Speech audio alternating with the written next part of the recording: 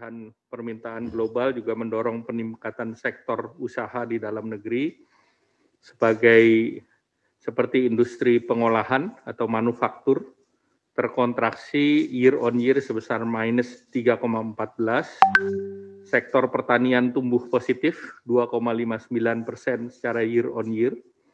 Kemudian salah satu penggerak kontributor daripada industri pengolahan adalah industri kimia, farmasi, dan obat tradisional yang tumbuh secara year on year 8,45%, akibat tentu permintaan produk-produk kebersihan dan kesehatan, serta industri makanan minuman yang walaupun sektor horekanya, hotel, restoran, dan pariwisatanya terganggu, ini tetap tumbuh 1,66%.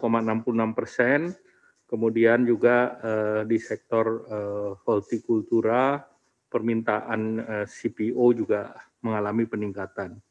Di sisi lain, sektor juga yang tumbuh adalah sektor logam dasar, terutama kebijakan hilirisasi daripada program, termasuk peningkatan ferronikel. Masyarakat yang sudah terbiasa dengan pemanfaatan teknologi digital dalam kehidupan sehari-hari, ini membuat sektor informasi dan komunikasi tumbuh positif sepanjang tahun 2020.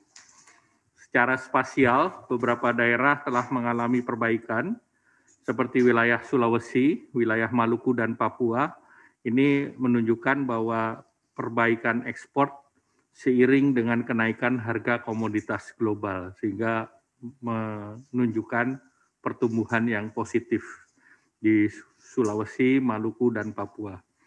Kemudian kita lihat juga di sektor pasar modal dan sektor keuangan, indeks harga saham gabungan dan rupiah ini juga sudah menguat seperti sebelum pandemi COVID di bulan Januari yang lalu.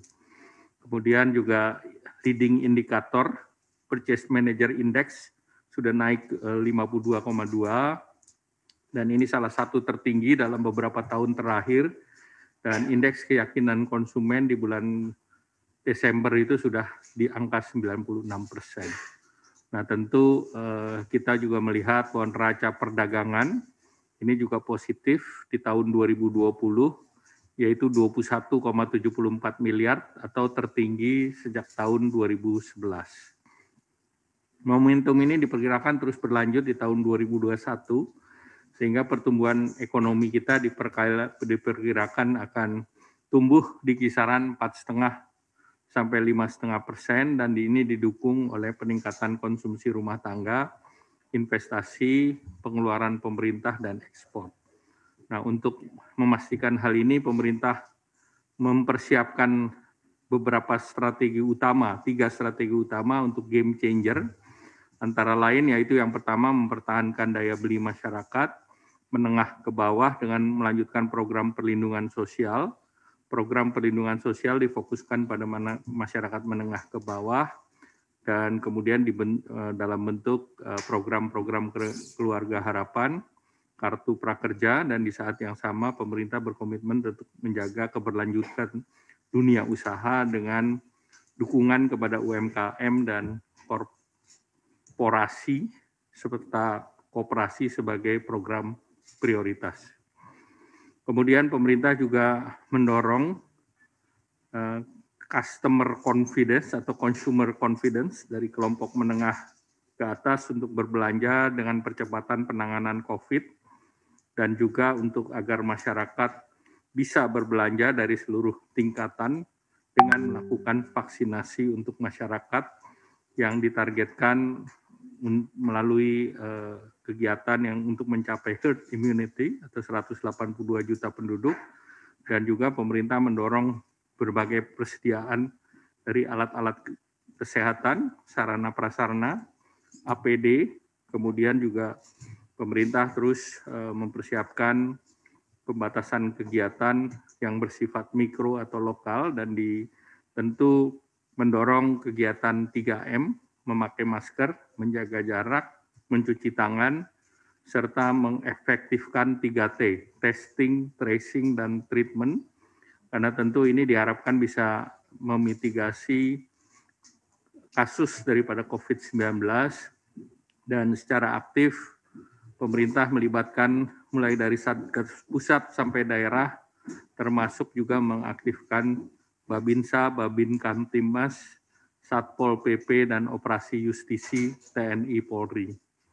Nah, pemerintah juga terus mendorong implementasi dari Undang-Undang Cipta Kerja, karena ini untuk game changer daripada peningkatan investasi, jangka menengah dan panjang, dan juga untuk mendorong agar usaha menengah kecil untuk terus mampu membuat kegiatan secara lebih mudah, dan juga untuk menyerap lapangan kerja.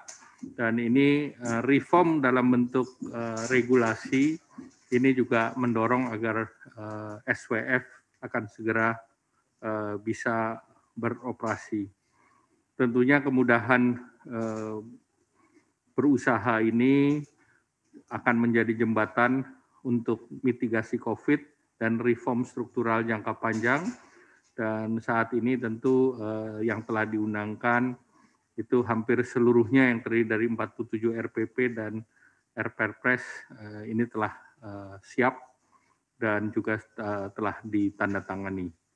Selanjutnya, kelanjutan undang-undang dari Cipta Kerja adalah operasionalisasi daripada RPP tersebut, dan yang terkait dengan peraturan masing-masing kementerian itu akan membuat standar pedoman pelaksanaan yang paling lambat 2 bulan setelah PP dan Perpres ditetapkan. Kemudian komunikasi kepada publik untuk terus dilakukan sosialisasi baik secara elektronik maupun secara fisik. Kemudian secara infrastruktur, OSS dan supporting system itu siap dioperasikan di bulan Juni 2021, dan tentunya ada waktu untuk mempersiapkan capacity building dari kementerian lembaga, pemerintah daerah, kabupaten, kota maupun provinsi, serta disediakannya jaringan perangkat serta ruang konsultasi bersama persiapan SDM untuk operator dan pengawas OSS. Demikian, terima kasih. Wassalamualaikum warahmatullahi wabarakatuh.